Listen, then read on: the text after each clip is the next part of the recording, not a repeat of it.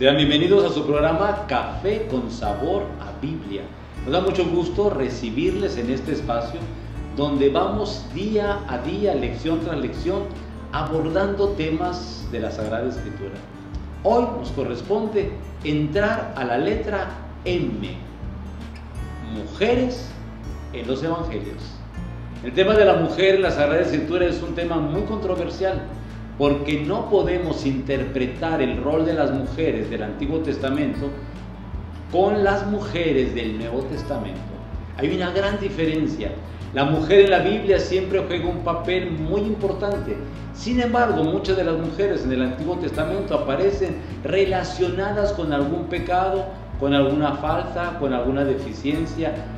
Y sin embargo, el Evangelio nos va a presentar a la mujer como promotora, como impulsora, como evangelizadora, de una manera muy diferente.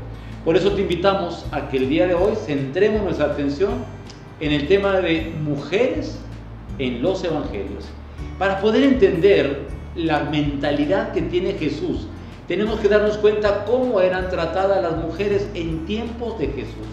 La situación de la mujer en tiempos de Jesús es una situación muy difícil.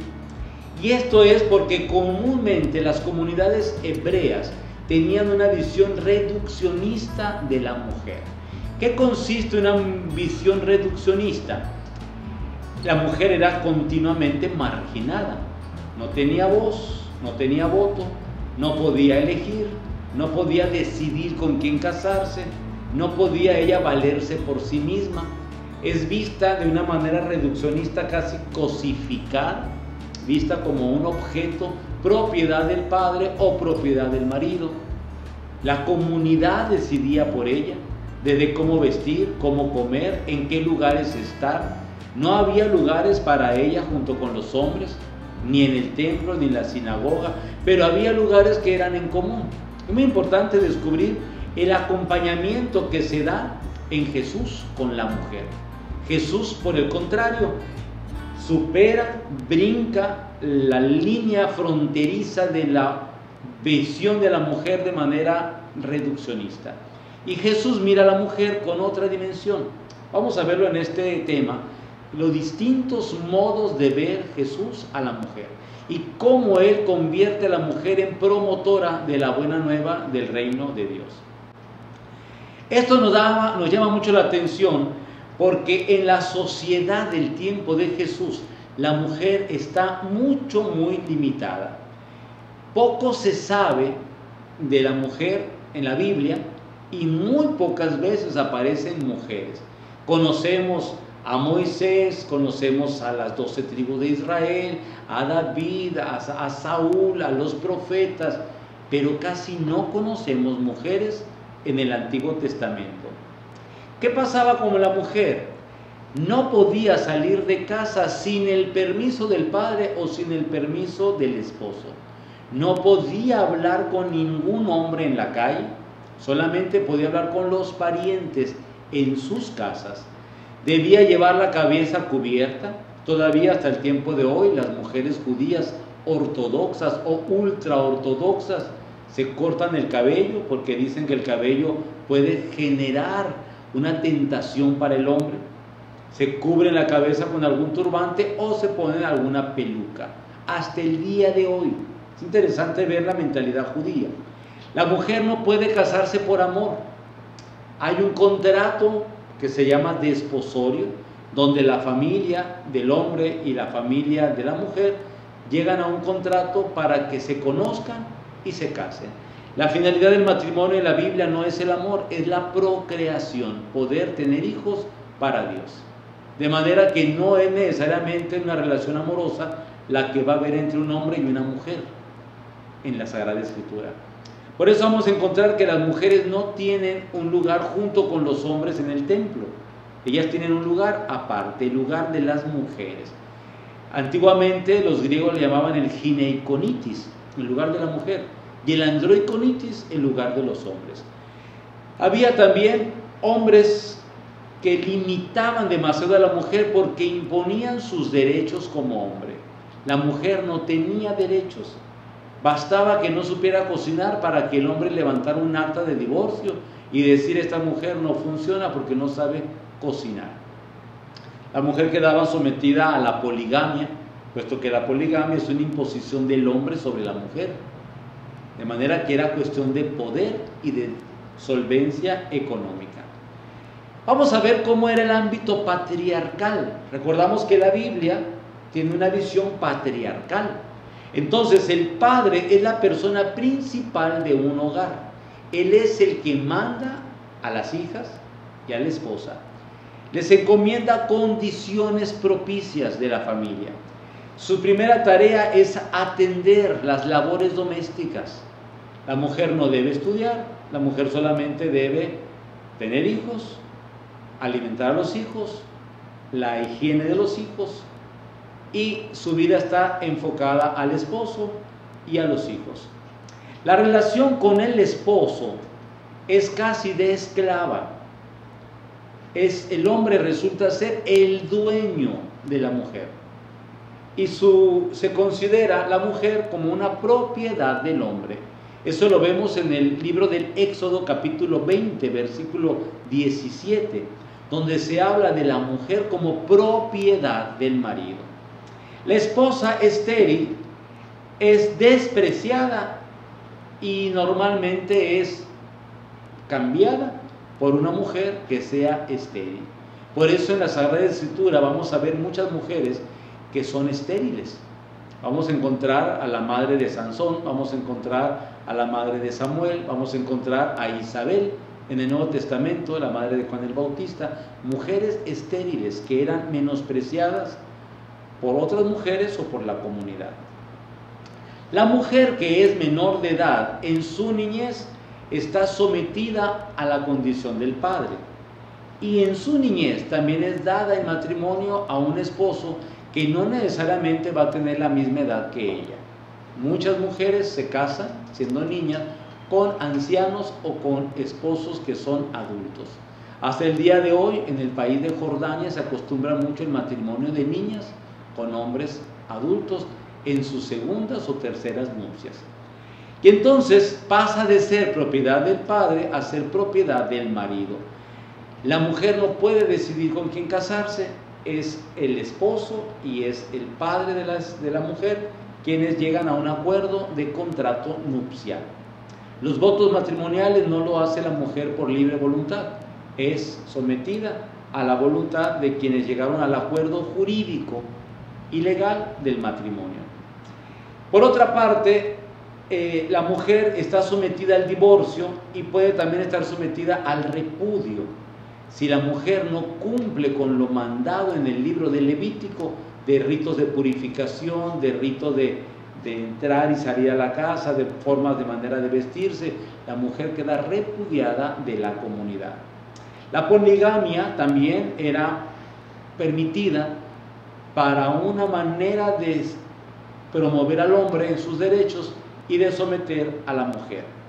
Estos aspectos fueron derechos marcados por la comunidad con una visión patriarcal, machista. Esos criterios vistos hoy en día pues resultan indignantes en el sentido propio de la mujer. Sin embargo, Jesús viene a marcar una pauta transformadora del trato de la mujer. ¿Cómo es Jesús y cómo es su trato con la mujer? Te invito para que en esta sesión veamos nosotros 12 modos y maneras diferentes de cómo Jesús trató a las mujeres. Y para eso vamos a ver 12 tipos de mujeres que Jesús trató y que los evangelios nos los han dejado como testimonio para la posteridad. Te invito a ver el primero. Los datos que nos ofrecen los evangelios revelan que Jesús es un hombre con una mentalidad totalmente abierta para marcar la pauta de una nueva era de la evangelización. Y la primera mujer que vamos a ver se llama María, Madre de Jesús. La mujer más revolucionaria del evangelio que marcó la pauta de un tiempo nuevo se llama María de Nazaret. Es joven, está desposada según la tradición judía, pero ella recibe el mandato de Dios, la invitación de Dios a tener una maternidad totalmente diferente a la maternidad habitual que había en las comunidades hebreas. Ella va a ser madre engendrada por el Espíritu Santo, de manera que no hay relación humana. Jesús nace por obra y gracia del Espíritu Santo. Interesante ver la visión de María, que pregunta: ¿cómo va a ser esto, puesto que no conozco varón?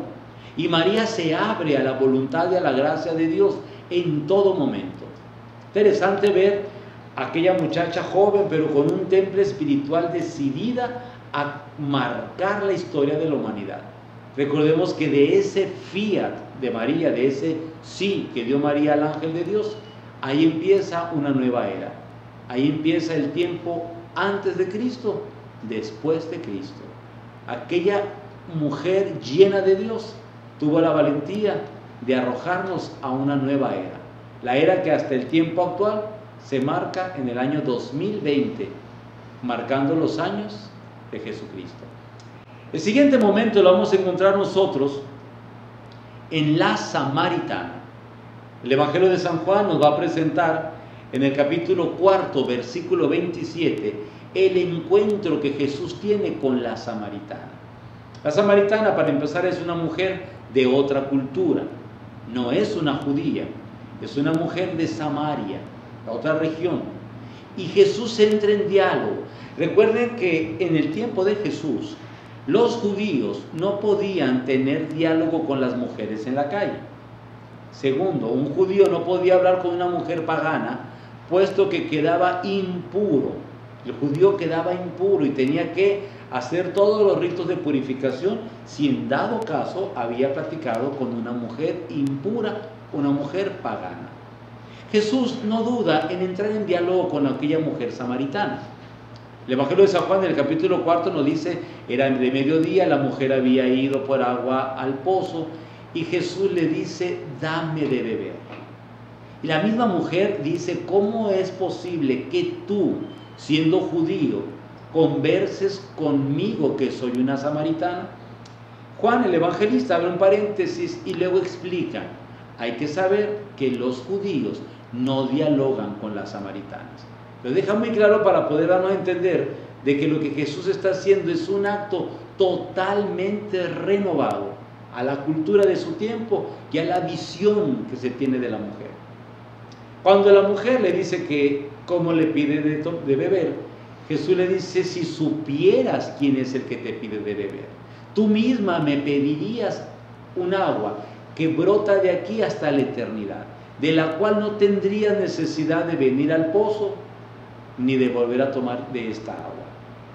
La mujer confronta a Jesús y en esa confrontación le llama la atención porque le dice: ¿cómo es posible que tú me quieras dar de beber si el pozo es profundo?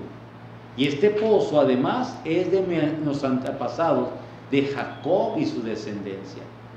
Y entonces Jesús habla precisamente del agua viva y la mujer vuelve a confrontarlo diciendo que ella quisiera tomar de esa agua viva, pero que ese pozo, ese lugar del agua donde ella, su familia y toda la tradición han tomado por muchos siglos. Y entonces la mujer lanza la propuesta a Jesús y le dice: dame de beber. Y Jesús la invita a decirle: sí, para beber del agua viva, tráeme a tu esposo. Y la mujer le dice: yo no tengo marido. Y Jesús le responde: ciertamente has tenido 5 maridos y con el que vives actualmente no es tu esposo. La mujer se admira y al verse descubierta dice: veo que eres un profeta. La mujer pagana reconoce que Jesús es profeta. Y entonces Jesús, al verse reconocido, le dice: si conocieras el don de Dios, si supieras lo que te puedo ofrecer, no necesitarías regresar a este pozo nunca. Y en ese diálogo la mujer se da cuenta que queda descubierta en su vida inmoral y entonces le dice la mujer: veo que eres profeta, y toca un tema religioso muy profundo. Ustedes dicen que a Dios hay que adorarlos en aquel monte, nosotros decimos que en este monte. Y entonces la respuesta de Jesús es seremos adoradores en espíritu y verdad. Ahí empieza una catequesis muy hermosa de parte de Jesús para dar a entender: no hay límites, ni fronteras, ni países, ni religiones que puedan impedir al ser humano poder encontrarse con Dios, ni en este monte ni en aquel. Pero Jesús es muy claro: nosotros los judíos sabemos lo que adoramos. Como dando a entender, la revelación viene por los judíos. Por eso Jesús nunca dejó de ser judío. Nació, vivió y murió como judío. Eso lo tenemos que entender muy claro, porque nosotros somos seguidores de este hombre que viene a transformar la humanidad con una mentalidad nueva, donde no hay fronteras, no hay límites, pero deja muy en claro cuál es el fundamento de la revelación bíblica. Por eso estamos tocando el tema. ¿Cómo termina la samaritana? Convencida, sale corriendo al pueblo y les dice a la gente: he conocido a un hombre que me ha dicho todo sobre mi vida, ¿no será este el Mesías? Y todo el pueblo regresó, se convenció que Jesús era el Mesías y se quedó Jesús en ese pueblo. Fíjense todo lo que hace la mujer pecadora, la mujer que le daba miedo salir al pozo, la mujer que no quería encontrarse con la gente. Ahora es la mujer que sale y evangeliza, es la mujer que convence a todo un pueblo, es la mujer que queda liberada de los prejuicios de un pueblo que la sometía a vivir en la marginación de una casa y de una vida inmoral. Fíjense qué bonito el encuentro de Jesús con la mujer. Por eso podemos decir que Jesús es un revolucionario en esta mentalidad de la mujer. El tercer momento lo tenemos en una mujer enferma. El Evangelio de San Mateo, en el capítulo 5, versículo 25, nos presenta a una mujer que tiene una enfermedad de flujo, hemorragia. Para el pueblo judío, una mujer que tiene hemorragia, tenemos que entender que el pueblo judío considera la sangre como elemento esencial de la vida. Si ustedes y yo vimos la película La Pasión de Cristo, vamos a ver cómo en la flagelación María agarra un manto y recoge la sangre del Hijo, porque la sangre representa la vida. Nosotros como cristianos entendemos la sangre de Cristo que nos da vida. Entonces esta mujer que tenía ese flujo de sangre por la hemorragia de la enfermedad que tenía, decía la mujer: con tan solo tocar el manto, con eso quedaré curada. Y dice el texto bíblico que la mujer toca el manto y Jesús pregunta a los discípulos: ¿quién me tocó? Iba Jesús camino a la casa de Jairo para ver a la hija que estaba enferma, que tenía 12 años, los 12 años que tenía de enferma la mujer hemorroísa. Interesante descubrir cómo los discípulos le dicen: maestro, ¿ves cómo te está empujando la gente? Y todavía preguntas: ¿quién me tocó? Pero San Mateo dice que Jesús sintió un poder curativo que salía de él. Y al detenerse Jesús, es la mujer la que se pone postrada en tierra y reconoce que ella ha sido quien lo ha tocado. Y en ese momento Jesús le dice: mujer, tu fe te ha salvado. Jesús no reprocha a la mujer, Jesús no se siente impuro porque la mujer lo tocó, Jesús no se siente rechazado porque la mujer haya deseado un milagro. No, todo lo contrario. Jesús promueve a la mujer diciendo: mujer, tu fe te ha salvado. Es este Jesús que impulsa, que cura, que sana y que da vida nueva. El cuarto momento de Jesús con la mujer es cuando se encuentra con la mujer encorvada. El Evangelio de San Lucas, en el capítulo 13, versículo 10, nos va a presentar que en sábado una mujer que estaba encorvada busca a Jesús y Jesús la toca y le dice: eres hija de Abraham. Y en ese momento la mujer queda curada. Le da un lugar a la mujer no puede estar marginada ni a la sombra del hombre. Es hija de Abraham, como diciendo: tienes dignidad, tú también tienes esa fuerza espiritual que te ha dado Dios. El quinto elemento o forma que vemos de Jesús es el pasaje que nos presenta San Juan en el capítulo 8, versículos del 3 al 11, que lo conocemos como el episodio de la adúltera. ¿En qué consiste este episodio? Dice Jesús, muy de mañana iba al templo a orar, cuando venía un grupo de fariseos, escribas, saduceos, con una mujer que llevaban a lapidar, porque había sido sorprendida en flagrante adulterio. Mientras iban a lapidarla, se detienen y le ponen una prueba a Jesús. Le dicen: maestro, a este tipo de mujer Moisés mandó lapidar. ¿Qué dices tú de esto?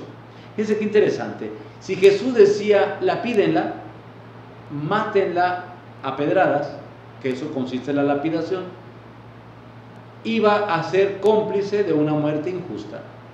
Pero si Jesús decía: no la lapiden, pobre mujer, el amor de Dios es más grande, entonces los judíos le iban a decir: tú estás en contra de la ley de Moisés. Iban a matar a Jesús. Fíjense cómo buscaban la manera de acabar con Jesús. Cualquier respuesta que hubiera dado Jesús lo iba a acabar. ¿Qué hace Jesús? Jesús en ningún momento ofende a la mujer, en ningún momento la señala ni la menosprecia. Jesús se agacha. Y dice San Juan que Jesús se incorpora después de haber escrito en el suelo y de haber escrito algo que no sabemos porque no dice San Juan que escribió, pero que podemos deducir, porque Jesús se incorpora y dice: el que libre esté de pecado, que arroje la primera piedra. Se volvió a agachar y dice San Juan que empezaron a retirarse todos, empezando por los más viejos. La deducción que se saca del texto bíblico es que posiblemente Jesús escribió los nombres de personas que habían orillado a mujeres a cometer adulterio. Recordemos que la ley ayudaba al hombre, marginaba a la mujer. Y entonces ese día se salvó una vida. Interesante cuando Jesús se incorpora y le dice a la mujer: ¿dónde están los que te juzgaban? ¿Nadie te ha juzgado? Si ellos, que son tan duros de corazón, no te juzgan, yo tampoco te juzgo. Vete y no vuelvas a pecar más. Qué bonito este texto donde Jesús está a favor de la vida. De una vida que se puede reparar, que se puede redimir, que se puede arrepentir, que puede encontrar la gracia y la misericordia de Dios. Porque a veces el pecado, aunque lo cometa el ser humano, puede ser inducido por otra persona. No sabemos si esta adúltera había sido sometida, había sido engañada o había sido de una manera atroz conducida a cometer el adulterio.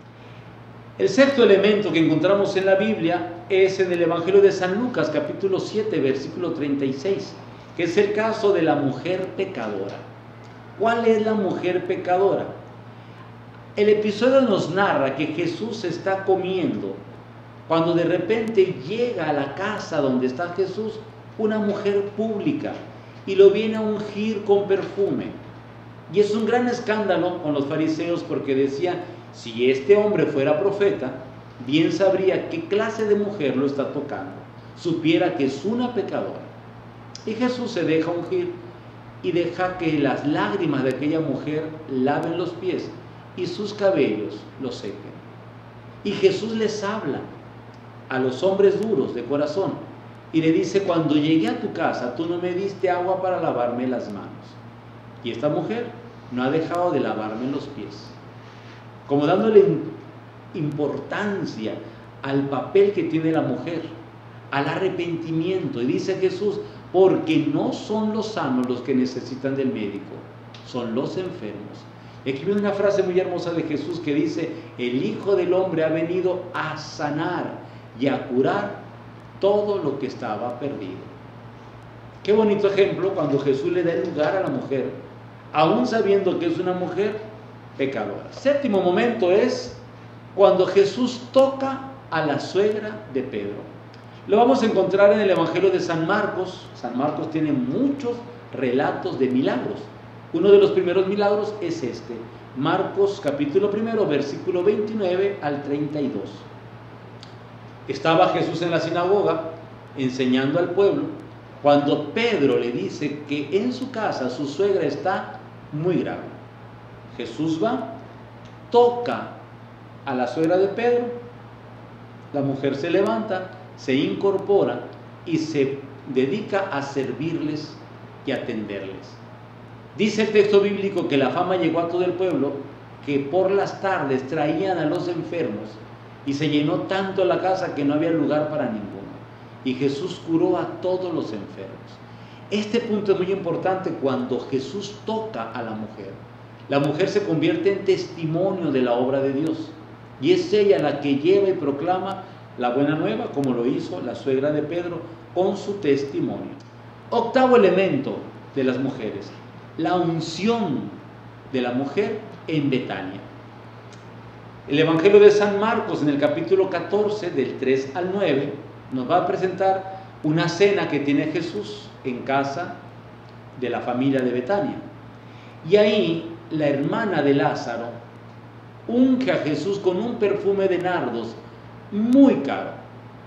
Y el Iscariote, que era encargado de la bolsa del grupo de los discípulos, dice: si vendiéramos ese perfume de nardos finos, pudiéramos alimentar a los pobres. Y Jesús dice: no, porque a los pobres siempre los tendremos con nosotros. Lo que Jesús está dejando en ese momento es que la mujer lo unja. ¿Por qué? Porque la mujer lo reconoce como el Mesías. Si ustedes y yo lo hemos reflexionado otras veces, sabemos que la palabra Mesías en hebreo significa ungido. La mujer aquella estaba ungiendo a Jesús, lo estaba reconociendo como Mesías, cosa que los discípulos no estaban haciendo en ese momento. La mujer lo ungió, Jesús se dejó ungir. Qué importante es entender el sentido de la unción.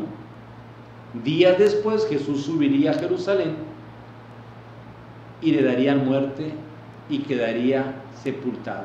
Estas mismas mujeres irían al sepulcro para ungirlo. Interesante el sentido de la unción. Noveno elemento de las mujeres son las mujeres del Vía Crucis. Cuando Jesús va con la cruz apuesta rumbo al Monte Calvario, un grupo de mujeres salió a su encuentro. Eso lo encontramos en San Lucas, capítulo 23, versículo 28. Y Jesús, cuando se encuentra con las mujeres que lloraban, le decía: no lloren por mí, hijas de Jerusalén, lloren más bien por ustedes y por sus hijos. Y esa expresión que da Jesús nos hace pensar el amor que deben tener las mujeres a los hijos, el sufrimiento de la mujer con los hijos. Y entonces Jesús les lanza un gesto de misericordia, como diciendo: el llanto no debe de ser por mí, tiene que ser por sus hijos. La redención a los hijos, la salvación de los hijos. El décimo elemento son las mujeres del Monte Calvario. No son las mujeres del Vía Crucis. La del Monte Calvario era el grupo de las discípulas de Jesús que habían venido desde Galilea y que habían acompañado a Jesús sirviéndole, compartiéndole sus bienes. En los evangelios nos van a decir que eran María de Cleofás, que se encontraba también Juana, la esposa del administrador de Herodes, de Cusa, administrador de Herodes, María Magdalena y otras mujeres que le servían con sus bienes. Es ese grupo de discípulas que los evangelios van a decir que quedó a un lado de la cruz viendo cómo Jesús moría. Décimo primer elemento de las mujeres en el evangelio, llamamos a María Magdalena. María Magdalena, el evangelio nos la presenta como aquella mujer de la cual Jesús expulsó 7 demonios. La mujer que se convirtió a la buena nueva de Jesucristo. La misma María Magdalena que está al pie de la cruz de Jesús. La misma María Magdalena que recibe en el evangelio de San Juan, versículo 21, el anuncio de llevar la buena nueva de la resurrección a los apóstoles. Esta es María Magdalena, la que va al sepulcro, encuentra la piedra removida y le pregunta a un hombre que ella cree que es el jardinero y le dice: Rabuní, ¿dónde pusiste a mi maestro? Y Jesús le dice: María. Ella creía que era el jardinero y al decirle Jesús María, ella voltea y dice: maestro mío. Y Jesús le dice: ve donde mis discípulos y anúnciales que los deseo ver en Galilea. Es el anuncio de la resurrección. Y 12º episodio de las mujeres, son las mujeres que anuncian la resurrección. Van muy de madrugada al sepulcro, lo va a presentar los libros sinópticos, Mateo, Marcos y Lucas, y dicen, las mujeres llevaban los perfumes para la unción del cuerpo, y al ver la piedra removida, salieron presurosas a anunciar que el Maestro había resucitado. Qué importante es entender que el querigma es el anuncio de la pasión, muerte y resurrección. Y resulta que el querigma a los apóstoles lo dan las mujeres. Las mujeres anuncian que Jesús, que había padecido, que había muerto, ahora está resucitado. Por eso el papel de la mujer en la iglesia es muy importante, porque ella es proclamadora del testimonio de Dios en el mundo. Ella es signo de conversión, ella es punto de gracia, ella es evangelizadora. Nuestra iglesia cuenta con cantidad de mujeres valiosas porque su testimonio de vida, su entrega, su proclamación de la buena nueva mantienen a la iglesia en un nivel que solamente la mujer que lleva en su corazón la gracia del Espíritu Santo, el testimonio de Cristo y la bendición de Dios Padre puede llevar con valentía. La iglesia de Jesucristo es una iglesia que en su gran mayoría la profesión de fe que hacen es gracias a las mujeres catequistas, ministros de comunión, evangelizadoras, promotoras de la oración, ellas que se dedican a la contemplación del Santísimo, ellas que se dedican a las obras sociales, a la caridad, ellas que son proclamadoras de la buena nueva a través de muchos gestos que son testimonio de vida. Por eso yo me atrevo a concluir esta reflexión diciendo, Jesús sigue tocando a la mujer. No importa el siglo, no importa la cultura, no importa la religión. Jesús sigue liberando a la mujer de la opresión, le sigue dando una mejor calidad de vida, le sigue ofreciendo una vida consagrada, le sigue ofreciendo una vida llena de bendición. Por eso cuando la mujer es tocada por Dios, la mujer no la puede detener nadie. Ella se va a ir siempre a anunciar la buena nueva del reino. Hoy vimos 12 ejemplos de mujeres tocadas por Jesús.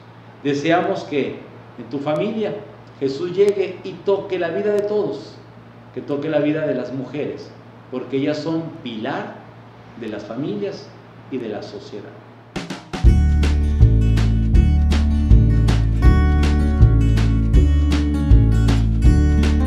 Estamos en la sección preguntas y respuestas de la Biblia. Y ustedes a través de los medios electrónicos nos han hecho este comentario. ¿Qué tipo de Biblia debería ser la más recomendada para un estudio bíblico? Miren, la palabra de Dios es palabra viva. Cualquier texto bíblico impreso, proclamado, es palabra viva. De tal manera que no le podemos limitar en ningún momento y en ningún rango la palabra divina. La palabra de Dios llega, se escucha, llega al corazón, llega a las obras, llega al alma. Pero si queremos nosotros meternos a estudiar la Sagrada Escritura, yo haría dos observaciones a nosotros en este ambiente católico. Hay muchas Biblias que nos las regalan, nos las llevan a casa, nos las ofrecen, y la inmensa mayoría son Biblias que nosotros conocemos como protestantes. No es malo leer una Biblia protestante, puesto que es palabra de Dios. Solamente que tenemos que saber los católicos que no tienen todos los textos bíblicos que tenemos nosotros en nuestras Biblias católicas, que no tienen comentarios de interpretación debajo de los textos bíblicos, porque la mentalidad protestante tiene una libre interpretación del texto bíblico. La Biblia católica siempre te interpreta el sentido del texto que estamos leyendo. Y hay comentarios muy buenos para profundizar en la iglesia, en la Biblia católica. La Biblia protestante no los va a tener. Pero si no tienes tú ningún texto bíblico más que ese, lee ese texto bíblico y haz vida a la palabra de Dios. Que nada nos impida. Porque me ha tocado ver gente que si yo nada más tengo una Biblia protestante y otra le dice no la leas, y se queda sin la protestante y sin la católica y sin ninguna. Yo te digo, lee la Biblia, la que sea, porque lo importante es que es palabra de Dios. ¿Sí me lo entender?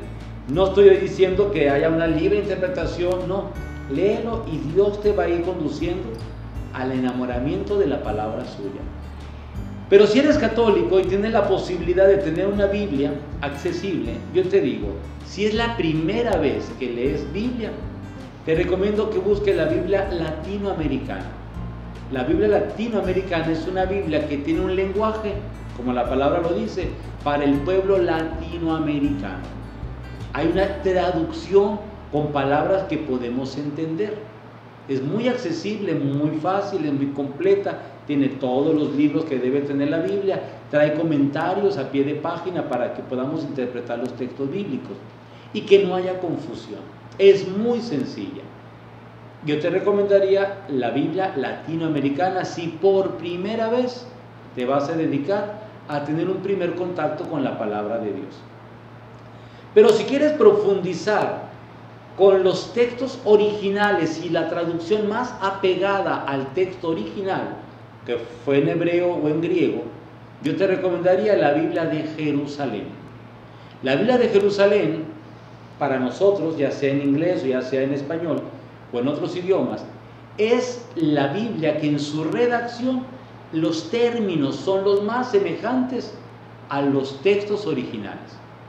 ¿Qué parece? Que cuando tú la lees, a veces no la entiendes. Resulta ser una Biblia así como para gente de mucho nivel teológico. Porque dices tú, ¿qué quiere decir con eso? Y tienes que volver a leer, y volver a leer, y volver a leer. ¿Por qué? Porque no es una traducción fácil. Son traducciones de los textos originales, con las palabras más cercanas a lo que se debió haber dicho en los tiempos de la Biblia. Nosotros sabemos que es difícil porque hay palabras que no son comunes en nuestro vocabulario. Cuando nosotros estudiábamos Biblia en el seminario, lo estudiábamos con la Biblia latinoamericana, con la Biblia de Jerusalén, y la Biblia de Jerusalén junto con un diccionario a un lado para poder ver qué quería decir cada palabra. Por eso te digo, si tienes Biblia de Jerusalén, felicidades, es una Biblia muy completa, muy buena. No es la más accesible a nuestro lenguaje, no es fácil de leer y a veces va a diferir mucho lo que dice de ese texto a los otros textos. Aunque digan lo mismo, sin embargo, las palabras van a ser muy diferentes. Y si tú tienes una Biblia de Jerusalén, vas a decir, qué raro, en mi Biblia dice muy distinto de lo que dice la otra. No, dice exactamente lo mismo, nada más que con las palabras más apegadas al texto original. Yo en lo personal siempre recomiendo una Biblia accesible, porque la palabra de Dios es para hacer la vida. Si tú quieres estudiar la profundidad, te recomiendo la Biblia de Jerusalén. Te va a ser de mucha utilidad y te va a llevar a profundizar en las palabras originales de la palabra de Dios. Hemos hecho un camino por la vida de Jesús y el trato que Jesús tiene a las mujeres. Es uno de los grandes desafíos que tenemos hoy en día, aprender de Jesús, para que nuestra cultura, que tanto habla de feminidad, que tanto habla de derechos de la mujer, que tanto promueve a la mujer en muchas áreas de la vida, sepamos todos aprender que la visión de Jesús es una visión de promoción de la mujer, de redención de la mujer, de plenitud de su vida. Vamos a pedir a Dios que la Sagrada Escritura nos enseñe a que tengamos siempre en nuestra vida el papel de la mujer en un nivel muy alto, para que, siguiendo el ejemplo de María Santísima, modelo de mujer en la Biblia, todos sepamos saber, reconocer la obra de Dios en nuestras vidas, en la vida de la sociedad y el papel que juega la mujer en el mundo y en la iglesia. Te deseo un buen día. Gracias por estar ahí.